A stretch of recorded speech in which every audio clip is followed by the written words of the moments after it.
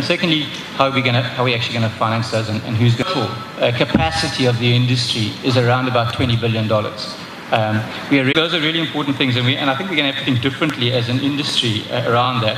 And I think things like financing requirements in terms of project finance, etc., but that might be more to some extent on the advisors. I think lack of entrepreneurial management and business skills is clearly a big need.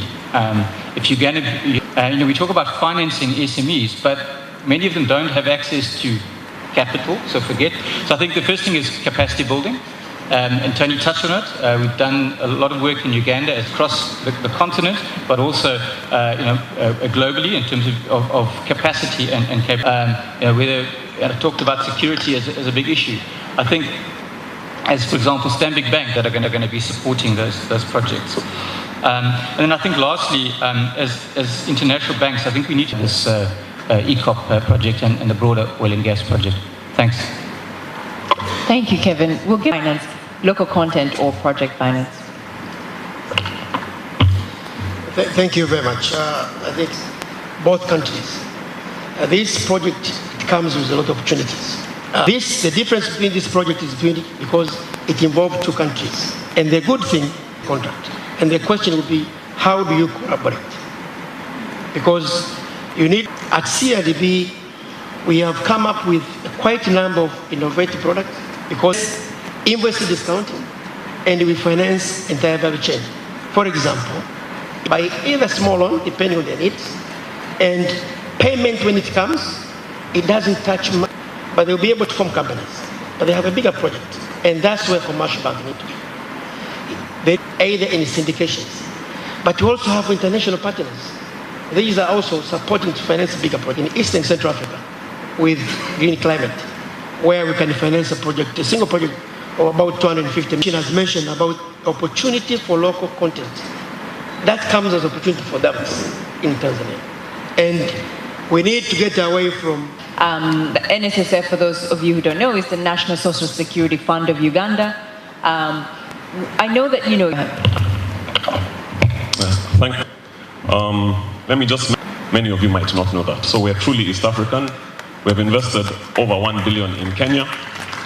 And of course, left about $40 million every month from the private sector. But guess what? It has started to flatten out. To flatten out. So actually, during COVID, it fell in the informal sector.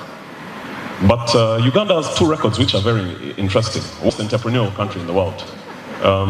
Ugandans are very good at starting businesses. Very, very good. Play our video because I don't want to be caught by anti-corruption police.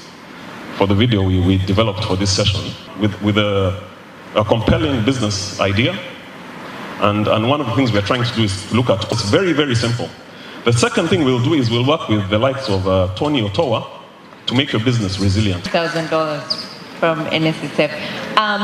Before we open this to the audience, I'd like a show of hands. How many of you are from the private? Does anyone have the mic? I mean, in the audience, yeah. So, and opportunity to speak. I first appreciate but this I can say is the last stage when it comes to work. Win a contract usually is very difficult for them to win, and another is during. I don't know how we can make it, but that can be between the public. Therefore, I think it's better for us we concentrate, and for concentration, we need a very special scheme. I represent a company called Alexis Engineering.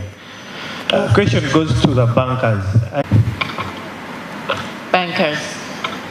Obviously, we look at the interest rates. I think ultimately unviable in providing your service and meeting your needs. So obviously, rates have to be looked at, but of course there are other factors involved in terms of... Bankers, I think you spoke generally. Mr. Kwesiga, you had a question as well? I've learned a lot about what's happening in my own country that I wasn't aware of. We have a lot to offer at URI in terms of in common that we can really, there's a lot to share. And you're welcome to discuss. And it's about the several industries that intend to expand. So as bankers, how... Kevin. So I think as financial institutions, I think that can benefit from some of these large projects. So I think as financiers, we have to get on how do we understand how the money moves through that value chain, so that for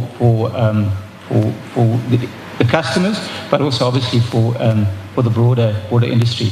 There's certainly, it's in agriculture, it's in logistics, etc. So I think it's not just about the I thought that we as bankers are cognizant of the challenge, and many need sector at your point of need.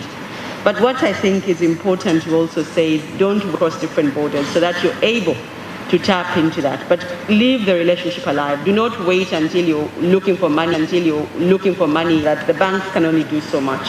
There's room, and we welcome. What's really going to happen, and what will be the benefits? Yeah, I think that, which is what our colleague mentioned earlier, the importance of innovative thinking. But I want